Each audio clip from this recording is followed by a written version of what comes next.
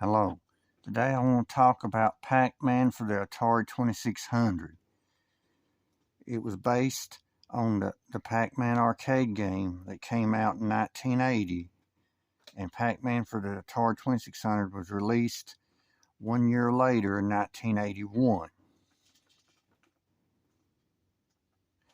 Now, many people hated the Atari 2600 Pac-Man, and many people returned it after buying it. On Pac-Man for the Atari 2600, you get 10 times less points for things. On the Atari 2600 Pac-Man, dots earn 1 point, whereas they earn 10 points in the arcade. On the 2600 Pac-Man, power pellets earn 5 points each, whereas on the arcade they earn 50. And on the 2600 Pac-Man, ghosts earn 20, 40, 80, and 160 points, whereas on the arcade they earn 200, 400, 800, and 1600 points. Now, this version of Pac-Man was the prototype that was made to give Atari an idea of what the game was going to be like, but the programmers intended to work more on it and make it better, but Atari decided to rush it into production, and they used this version that people hate. And the 4 ghosts on the Atari 2600 Pac-Man are the same colors as they are on the arcade, but because they blink a lot, it's hard to tell.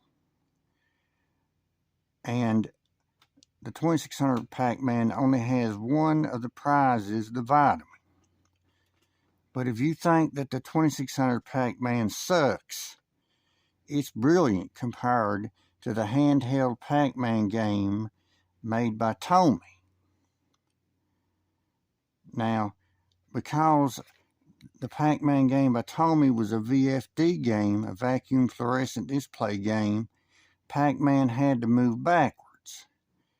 But when you backed over the dots on it, he wouldn't eat it. He would only eat the dots if he was moving forward.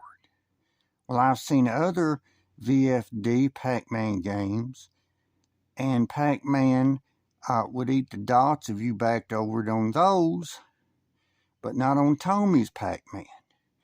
So the next time you start thinking that the 2600 Pac-Man sucks, remember that the Tomy handheld game was worse.